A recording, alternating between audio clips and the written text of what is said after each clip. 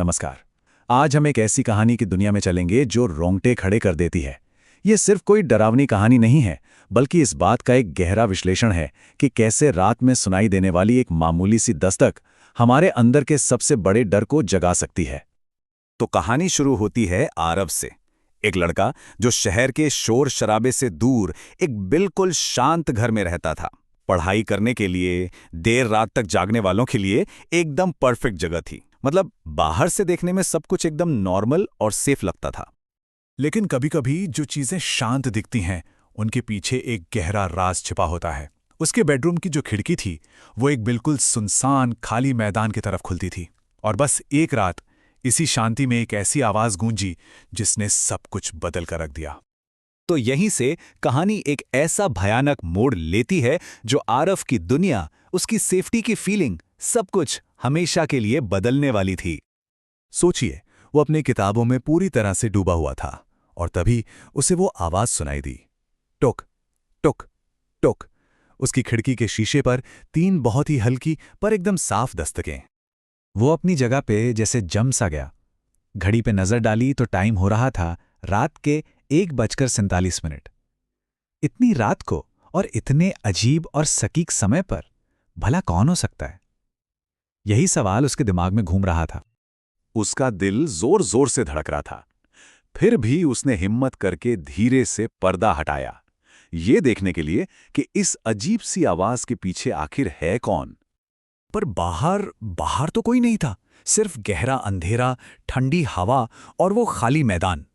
उसने खुद को तसल्ली दी कि शायद हवा से कोई पेड़ की टहनी टकरा गई होगी या कोई जानवर होगा, कोई चिंता की बात नहीं। लेकिन अगली रात जब ठीक उसी वक्त 1:47 पर फिर से वही दस्तक हुई, तो इस बार उसने बाहर जाकर देखने का फैसला किया। और इस बार उसे कुछ ऐसा मिला जिसने उसकी सारी लॉजिक, सारी दलीलों को गलत साबित कर दिया। खिड़की के ठीक नीचे गीली मिट्टी पर पैरों के निशान थे, छोटे छोटे, किसी बच्चे के। और सबसे ज्यादा परेशान करने वाली बात, वो नंगे पैरों के निशान थे। भला इतनी ठंडी रात में कोई बच्चा नंगे पैर उस सुनसान जगह पर क्या कर रहा होगा? अब जो शुरू हुआ ना, वो कोई एक रात की घटना नहीं थी, बल्कि वो एक ऐसा डरावना सिलसिला बन गया जिसने आरव की रातों की नींद और दिन का चैन सब छीन लिया। ये हर रात होने लगा, हमेशा 3 दस्तकें, और हमेशा रात के ठीक 1:47 पर। हर रात वो दस्तकें पहले से ज्यादा तेज और तीखी होती जा रही थीं, जैसे बाहर जो भी था उसका सब्र अब जवाब दे रहा हो। ये एक ऐसा रूटीन बन गया था जिससे भाग पाना नामुमकिन था। आरव ने इससे बचने की हर मुमकिन कोशिश की। उसने मोटे मोटे पर्दे लगा दिए, तेज आवाज में गाने चलाए, यहां तक कि सोने के लिए कमरे तक बदल लिए।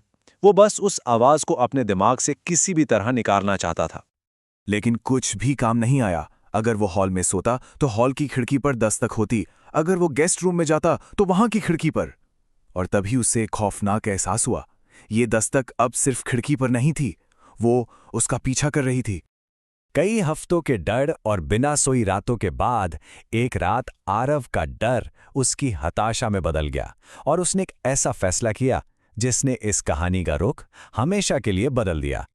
जब दस्तक शुरू हुई, इस बार बहुत ज्यादा जोर से, बहुत जल्दी में, मानो कोई दरवाजा तोड़ने पर ही तुला हो। टोक टोक टोक। आरव ने गुस्से और फ्रस्ट्रेशन में अपना हाथ उठाया और ठीक उसी लय में, उतने ही जोर से वापस दस्तक दे दी। टॉक टॉक टॉक। एक पल के लिए उसे लगा जैसे उसने कंट्रोल वापस पा लिया है। बाहर की दस्तक तुरंत बंद हो गई, पर उसकी जगह एक ऐसी खामोशी ने ले ली जो बर्फीली थी। हवा एकदम ठंडी हो गई। ये कोई सुकून देने वाली शांति नहीं थी, ये किसी बड़े तूफान से पहले की खामोशी थी। आरव को यह समझने में देर नहीं लगी कि उसने बहुत बड़ी गलती कर दी है। बाहर जो भी था वो सिर्फ दस्तक नहीं दे रहा था, वो इंतजार कर रहा था। इंतजार कि आरव जवाब दे, और ये एक जाल था। और अब कहानी अपने क्लाइमैक्स पर पहुंचती है। अगली रात आरव ने पर्दा खुला छोड़ दिया। डर तो था, पर अब वो देखना चाहता था कि आखिर ये है कौन। उसे इसका सामना करना ही था। ठीक 1:47 पर उसने उसे देखा। मैदान में एक लड़की खड़ी थी, कोई 12 साल की होगी, नंगे पैर, जिसके लंबे काले बाल उसके चेहरे को ढके हुए थे।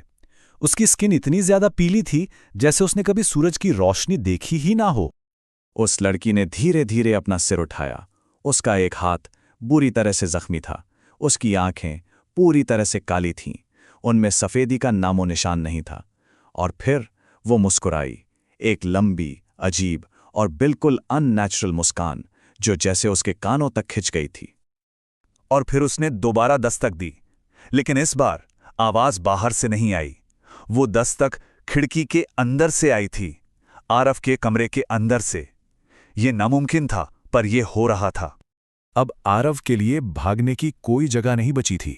जो चीज इतने दिनों से बाहर थी वो अब उसके साथ उसके कमरे में थी। आरव जोर से चिल्लाया और बिस्तर से पीछे की तरफ हट गया। बाहर खिड़की पर लड़की गायब थी, लेकिन दस्तक की आवाज अब उसके ठीक पीछे से आ रही थी।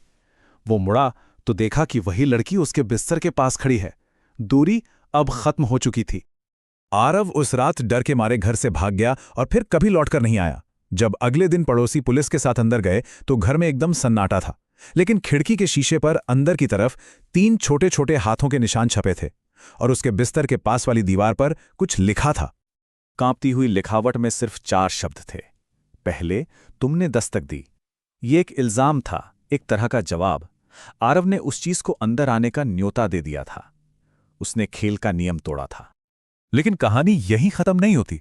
पड़ोसियों ने बाद में कई बार उस खाली घर से रात के ठीक 1:47 पर दस्तक की आवाज सुनी, जो हमें इस परेशान कर देने वाले सवाल पर लाकर छोड़ देता है। क्या वो लड़की अब भी इंतजार कर रही है कि कोई और वापस दस्तक दे?